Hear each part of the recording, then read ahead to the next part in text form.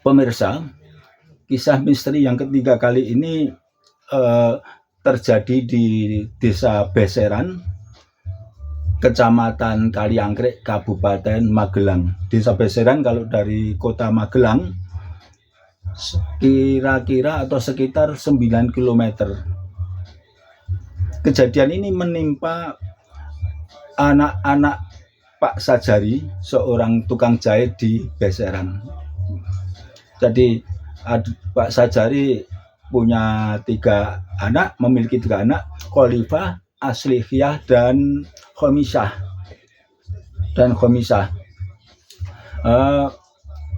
Di Desa Beseran waktu itu anak-anak punya kebiasaan mencari buah benda, atau ada juga yang menyebut bendo.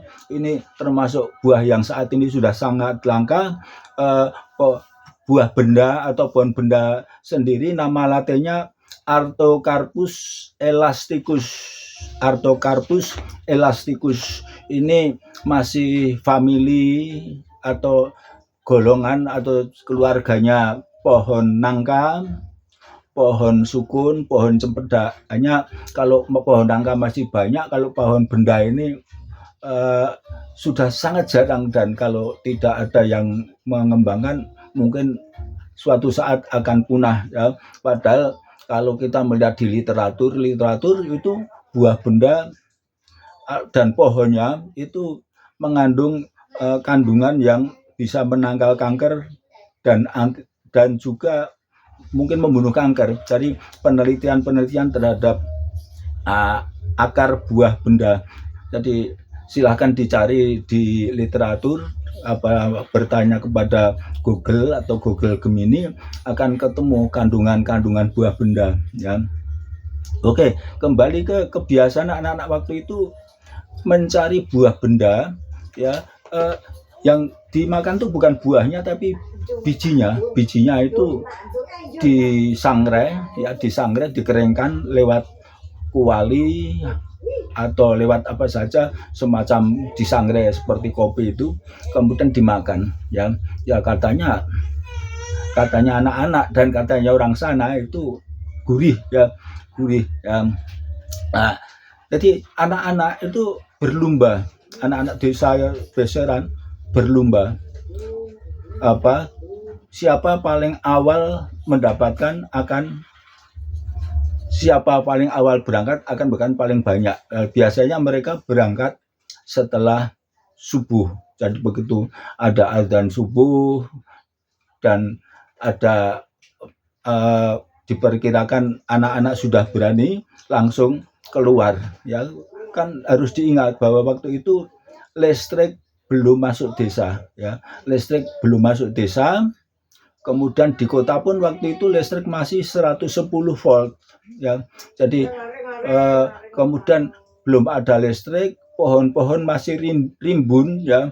Ini Kaliangke ini kalau zaman dulu termasuk wilayah distrik Bandungan, tapi setelah sistem kewedanan dihilangkan itu desa Kecamatan Kaliangkrek. Ya, kembali ke perebutan atau persaingan mencari buah benda ini. Ya, suatu malam itu Khalifah dan Aslihiyah itu sebelum tidur sudah berbicara atau merencanakan untuk paginya mencari buah benda ya. Berpikir itu sampai mungkin ya agak sulit tidur, maka malam-malam terbangun ini Aslihiyah langsung membangunkan Khalifah terbangun membangunkan Aslihiyah ya. Ayo Dek, kita cari buah benda ini, nanti kedahuluan teman-teman. Ya Mbak. Kemudian keduanya ya itu malam gelap, tidak ada listrik. Kemudian seandainya ada ya paling bintang-bintang yang entah cahayanya sampai ke daerah Beseran apa tidak ya. Pokoknya 2 anak itu beranilah dengan membawa oncor. Oncor itu obor, ya, membawa obor berjalan ke sebuah gumuk. Gumuk itu bukit, ya, bukit yang namanya Bukit Sigandu. Ini letaknya di sebelah utara desa Beseran. Jadi Gumuk Sigandu atau Bukit Sigandu di sebelah utara Beseran. Jadi di situ ya, jangan dibayangkan bahwa jalannya itu halus seperti sekarang, ada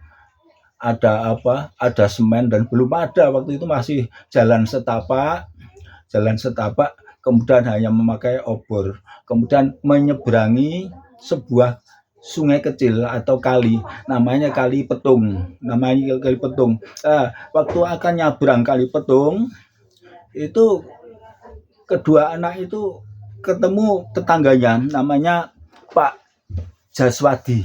Pak Jaswadi ditanya, ini anak-anak mau kemana?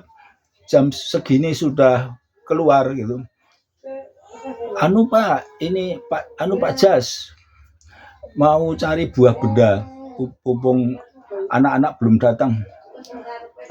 Kok di sini, Pak? Iya, ini tadi baru saja nengok air di sawah, dan ternyata tidak ada masalah. Ini ya sudah, sana hati-hati ya. Ya Pak Jas, terima kasih. Kemudian dua anak itu sampai ke Gumuk Petung dan langsung menuju ke pohon benda. Dicari salah satu pohon, ya, yang ternyata bendanya sudah banyak yang jatuh. Kemudian Aslihiyah dan kakaknya Khalifah itu langsung mengambil buah benda yang rontok dari pohon itu. Kemudian dia tidak berpikir sebabnya apa, kok pohonnya itu seperti ada yang menggoyang-goyang keras sekali, ya, digoyang-goyang keras sekali sampai buahnya rontok, ya. Mungkin semua buah-buah yang masak rontok, jatuh berjatuhan. Padahal tidak ada angin, ya, dan yang bergoyang-goyang hanya pohon itu. Senang sekali anak-anak itu, langsung semuanya diambil buahnya semampu tempat yang mereka siapkan. Setelah merasa penuh, dan Anas juga, pohonnya terus berhenti bergoyang, ya, setelah tempatnya itu penuh, daya tampungnya sudah tidak muat lagi.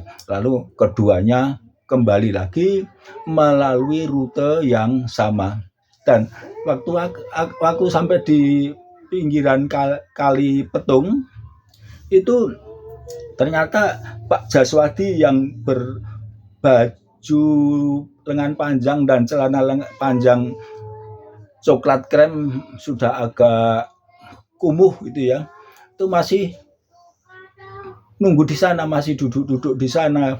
Ditegur oleh Pak Jaswadi, lah sungguh kan Fah, maksudnya Khalifah, sungguh kan Fah, kamu dapat banyak, kan bagus itu. Ya Pak Jas, ini dapat banyak ini. Kemudian pulang ya biar lewat kebun-kebun tetangga, lewat makam yang tadi dilewati, makam kuno, ya. Ada makam kuno tapi memang jurusan ke Gumuk itu harus lewat makam itu. Kemudian sampai di rumah, ayahnya baru saja bangun tidur akan sholat tahajud, ya. Ayahnya itu Pak Sajari punya kebiasaan disiplin sholat tahajud, ya. Kemudian anak-anak ditegur, Fah, kamu gimana, jam sekian kok, jam segini kok sudah kemana-mana gitu. Ini Pak dapat buah benda banyak ini. Dan tadi saya di jalan ada kok, sudah ada orang di kali sana. Saya ketemu Pak Jaswadi. Tadi Pak Jaswadi malah waktu berangkat sudah ketemu, setelah kembali juga ketemu, dan katanya saya ya disuruh hati-hati gitu aja lah waktu pulang. Ayahnya terkejut, karena sebetulnya yang namanya Pak Jaswadi itu tetangganya sudah meninggal dunia, ya. Loh, masa kamu ketemu Pak Jaswadi? Pak Jaswadi kan sudah meninggal, sudah sebulan lebih Pak Jaswadi meninggal. Wah, ya kemudian terdengar bunyi kentongan dipukul 2 kali, ya ternyata waktu itu sudah jam 2 dini hari, ya. Jadi Khalifah dan Aslika tidak tahu waktu berangkat tadi jam berapa, mungkin jam 1 atau jam 12. Kan waktu itu anak-anak itu mengira ini sudah subuh. Jadi ternyata bangun jam 2 dini hari sudah pulang, ayahnya sedang sholat tahajud, ya. Jadi Khalifah dan Aslika sendiri juga ada rasa ngeri, ternyata Pak Jaswadi sudah meninggal dunia gitu. Terus ya sejak itu 2 anak itu tidak berani lagi mencari buah benda jam berapapun. Ya mungkin ini informasi yang saya dapat ini dari adik ketiga Asliyah yang namanya Khomisah, ya. Jadi Khomisah cerita kepada saya, dan cerita ini sekarang sampai ke para pemirsa, ya. Semoga pemirsa bersedia pencet subscribe, like dan komen, ya. Matur nuwun, sampai ketemu ke video misteri berikutnya.